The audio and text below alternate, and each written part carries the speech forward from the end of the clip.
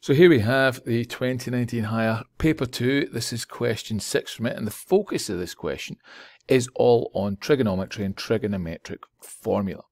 So it's got two parts to it. Part 1, it wants us to express 2 cos x minus 3 sin x in the form k cos of x plus alpha. So this is looking at compound angles. Then it's hence solve an equation using this. Now part B can't be done without part A. Main reason being that for part B, we've got cos x and a sin x together. So we've got two different functions mixed in the one question. Now, if you look at advanced mathematics, university, there may be a way to do this at that point. But right now, what we're looking at with the level we want is how to get rid of both functions so we can work it through and solve it fairly quickly and easily. That's where the compound angle part for part A comes into play. Now, there's a couple of key things that you need to make sure you do in part A in order to make sure you get all the marks that are available. First thing you should always do for part A is write down this when it's expanded. So k cos of x plus alpha. Now, the good thing is that your cos of x plus alpha, cos of x minus alpha, sin of x plus alpha, sin of x minus alpha, they're all in the formula list. So it's all about making sure you can pick out the correct one. Now for this one here, that's going to end up giving me k cos x cos alpha, take away k sin x sin alpha. Now, key point here is writing k cos x cos alpha minus k sin x sin alpha is vital. If you put the x first here, so sin x sin alpha, you'd still get the same mark as sin alpha sin x. So don't worry about which way around you put them. That'll still come through. Then what we do is we equate up. So we equate the terms. So the term with the cos x to this, and the term with the sin x to this. The reason being we want to look at getting rid of the k and the sin alpha and the k and the cos alpha. So if I just compare them up, I've got a cos x and a cos x. What I'm left with is equal to the coefficient. So from that I can say that k cos alpha is equal to 2. Same logic here with the second one. I can say that k sin alpha is equal to 3. Now what I can do is if I put these over each other, so if I do k sin alpha over k cos alpha, what that'll then end up giving me is tan alpha. And in this case, tan alpha would then be 3 over 2. So if I now solve for tan alpha equal to 3 over 2, I'll get a solution that works for everything here, and I'll then be able to use that as my missing part from here. So to find alpha, I do alpha equals tan minus 1 of 3 over 2.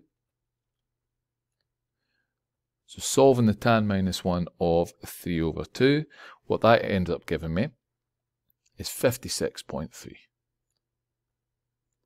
So we just use a normal trigonometry to solve this sort of thing here. Now, key thing is you have to make sure you use the tan alpha. Both of these have got a k in it. You don't know the k, so we can't solve them individually and on their own. So we have to do this here. What we then have to determine is what the k is. Well, k is just going to be the square root of both of these squared and then added together. So it's k squared, k is equal to square root of 2 squared plus 3 squared. So k is equal to the square root, that's 4 plus 9 of 13. Now that I've got the k and now that I've got the alpha, I can go back and stick it in here. You have to make sure you explicitly write it out though. So you have to make sure we write out that 2 cos x minus 3 sin x is equal to root 13 cos of x plus 56.3. So whatever value of x I choose, this should hold for it all. Now part B, key thing to do for this one is look at this very first word, hence. Remember in a question like this, hence means use what you have just done and you have just determined. So use your solution from the first part. So hence solve 2 cos x minus 3 sin x equal to 3. What I'm going to do is I know that 2 cos x minus 3 sin x is given by this. This here puts it into terms of one trig function in terms of cos. So I'm going to use that to solve it. So the first thing I can state using this is that root 13 cos of x plus 56.3 is equal to 3. Now that I've got that, I can solve it using trig. So I'm going to take the root 13 over, and I know that cos of x plus 56.3 is equal to 3 over root 13. So then to get my solution, I do x plus 56.3 is equal to cos minus 1 of that. So cos minus 1 of 3 over root 13. Now remember, with trig, we get multiple solutions in our range. So my range here is 0 to 360 degrees. So I'm going to limit it to that for my solutions. Now if I do cos minus 1 of 3 over root 13, what I'll end up getting for that one is 33.69. So I know that that's x plus 56.3 is equal to that, not just x. So it's 33.69. And then using the shape of our cosine curve, so we know that with a cosine curve, if we put our line going along there, and there's my 33.69, I'm going to get my solution up here. That second solution there is going to be equal to 326.31. Now, one issue you might notice straight off the bat here is that I've got x plus 56.3, and that's equal to 33.69. At the next stage, I'm going to take this away from this, and I'm going to end up with a negative answer, which will push this answer out with my range. So what I want to do is see if I can compensate for that. Now we know cosine goes on and on forever like that in that same sort of shape. So I know that there is going to be a solution here, which is going to be initially out of our range. However, this could come into play with the numbers that we've got to become a solution as part of our range for the overall function. So what I'm going to do is I'm actually going to include that one as well in this case. That solution would occur at 393.69. Remember, to get that one, we just add 360 degrees on. Because what will now happen is if I take away the 56.3 from each of these here, I'm going to get x equal to 33.69, take away the 56.3, well, that's going to be a negative number. Remember, the lowest value we have in our range is 0, so I can't include that solution anymore. So what I've then got to do is take it away from each of these values.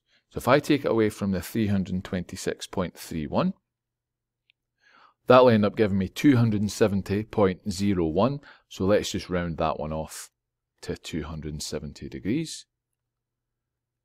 And then this one here, so 393.69, if I take away the 56.3 for that, that'll give me 337.38. Continuing on. So that'll be when I've rounded it off to that. So what that means is that's taken this one, which was initially outside our range, and it's punted it back the way to within our range. So it's then given me this one here as a solution to part of the overall question by bringing it in and compensating and giving it back to me within the range I want here. So these here are my two solutions that I'm after for this question here. So this bit here, this little compensation at the end, is something you need to make sure you're aware of. One way to look at it is look at the value here and compare it to this. If I do something with this to each of the values I'm picking, is it going to move it out with our range? If it is, let's look out with our range to begin with and see if we're going to do something to a value that's going to bring it into our range. So if I'm adding something here, for example, I'm going to subtract from each of the numbers. So can I take something from above 360 degrees and move it back in? If this was a subtract, I'm going to add to each of these values. So is there something down here that can be shifted up that way when I've done my calculation in order to give me a solution within our range? We need to make sure we compensate for this to get all the solutions that we want within the given range of the function. So there you go.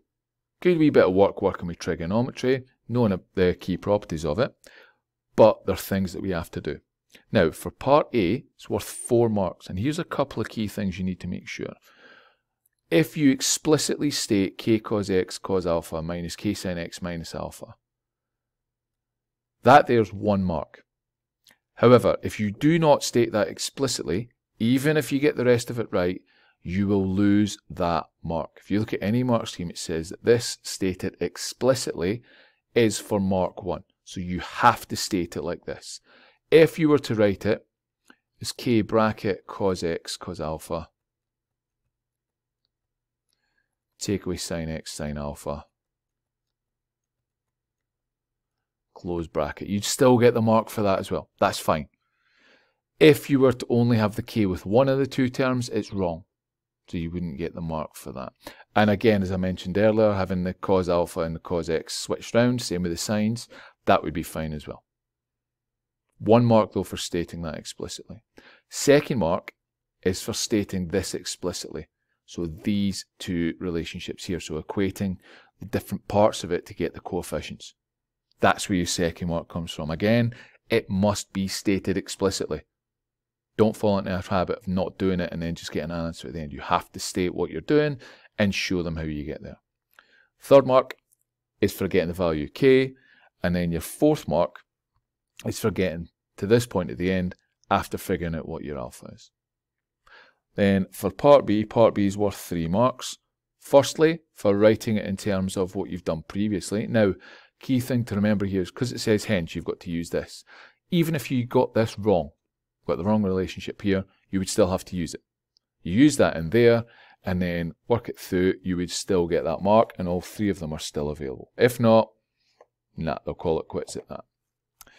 Second mark is for getting to this stage here, where you've got the possible solutions before you've done anything. Third mark is for getting the final solutions. Now, they could mark this horizontally or vertically, i.e., if you got all of this right and this wrong, you would still get that mark. However, if I got 326.31 right and the other 2 solutions wrong, but I then got 270 after modifying it, I'd get the mark going down the way. Same with the other solution there. So you've still got various possibilities and combinations of getting these final 2 marks. Even if you got one wrong, you've still got a way of getting the other mark. You know, so if you make a mistake on both lines, but you're able to follow through, you would still get marks from that. So be very careful with the way you look at that question there. Seems a bit more complex than it actually is. If you read the mark schemes properly for a question like this, it'll actually demonstrate it for you in a little tabular method, so it'll be a bit easier to understand and follow. So there you go, very, very common. This question comes up in a lot of paper 2s, so make sure you can do this. You understand the steps and you understand how to approach it and how to get the solution.